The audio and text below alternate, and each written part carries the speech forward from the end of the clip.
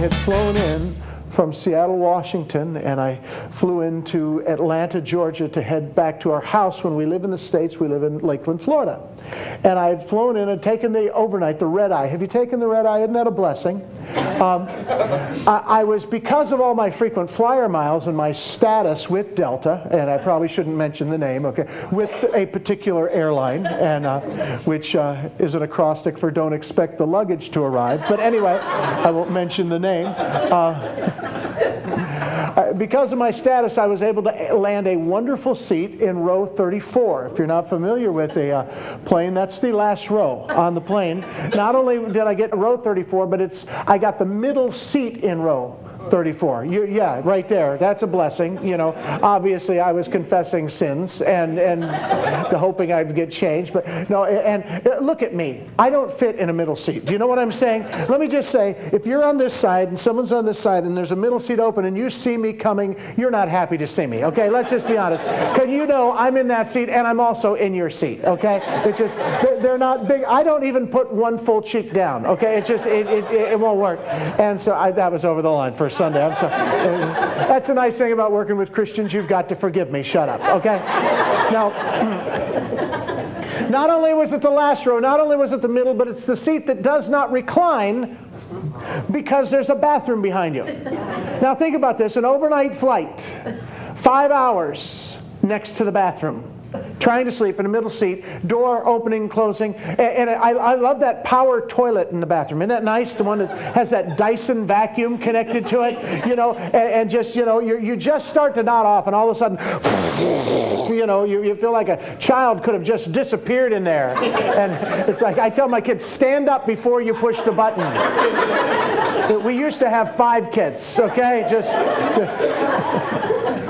not really. That was a joke.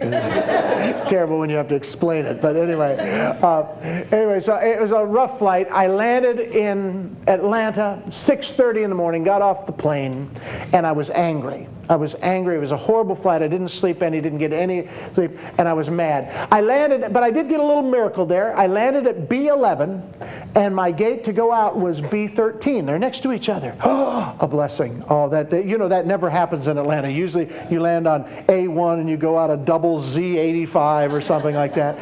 And so B11, B13. Oh, praise the Lord. And right next to B13 is the Popeyes chicken and biscuit. Now I don't know about you, but Popeye's chicken and biscuit is not on my current diet plan, okay? But it was that day. You know why? Because I was mad. That's why it was. Have you ever eaten because you're mad? You know what I'm talking about? I'm mad, I'm eating something, okay? I went in and I ordered a chicken biscuit. Not the waffle fry. Didn't get the waffle fries. Didn't get a big Coke. Just the chicken and biscuit. And let me, Pastor, we're talking about prayer. I didn't even pray about it, okay? Okay? I told God I was eating it, okay? Because there's some things that you can't ask God to bless, you ask God to forgive. You know what I'm saying? That's, you know, Lord, forgive me for this dinner I'm about to consume, okay? And so I was ticked off. I said, I'm eating it. I went over and I sat down on the row of chairs there. There's a seat next to me. I put my little bag there, stuff, put my everything.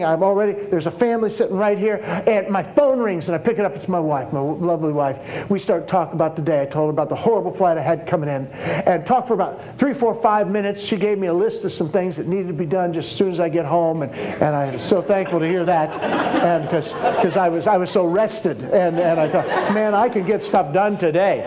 Any day I can. Today's the day I can do that, and I hung up the phone, reached over, and took a bite out of my chicken biscuit. Oh, it was good. It was heavenly. I haven't had a chicken biscuit in months. It was heavenly. Now, I don't know what was going on over here during my phone conversation. As a man, I can focus on about half of a thing at once, okay? I'm talking to my wife. Something must have been going on over here, because all of a sudden this lady stands up and goes, well, I never, and storms off. And okay, and you ever see something like that and you wonder what it was? You know what I mean? Not to be nosy, but just so you can pray more effectively. You know what I'm talking about.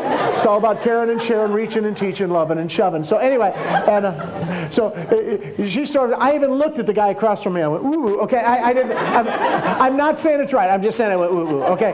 And so it was something to do. Okay. And so anyway, so now I call for boarding, and it's time for me to get on the plane. Well, because of all my flights, 200 flights last year, I got upgraded to first class. Have you been up in first class? Oh, it's amazing. It's like dying and going to heaven. It really is, compared to 34 middle seat next to the bathroom. Okay, you know what I'm saying? And I got the best seat in first class too. I got the last row first, right against the window. They give you a pillow and a blanket up there.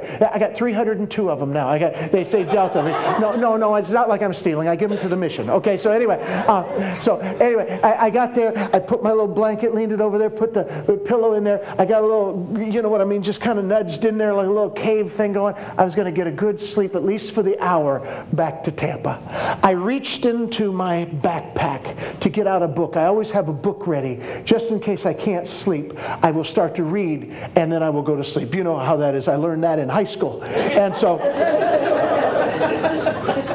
I reach into my bag to pull out a book, and I pulled out My Chicken Biscuit.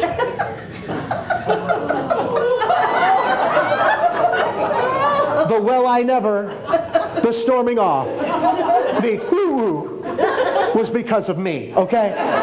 I had eaten this lady's chicken biscuit. Yeah, okay, take your time, people, okay?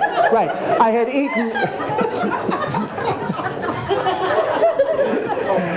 I'm faced with a dilemma. I'm a Christian, okay? I'm a former Christian comedian, former pastor, okay? A current missionary. What does that person do, okay? I've got this dilemma because I don't remember what the lady looks like. I was busy going woo-woo to this guy, okay? So I thought, okay, maybe I should just sit there and hold out the biscuit to every woman that comes by. She's at my gate. She's going to be getting on this plane. Hold it out to every woman who comes by and say, ma'am, did my twin brother steal your biscuit, okay? He's so like that. He does that all the time. And I'll tell you, you're probably going, well, what did you do, Mr. Williams? I'll tell you what I did. I did what any one of you would have done. I put on my sunglasses. I laid back and pretended to go to sleep. And you're saying, no, you didn't. Yes, I did. And I'll tell you, did I feel bad about it? Yes, I did feel bad about it. But I still ate that second chicken biscuit. Okay.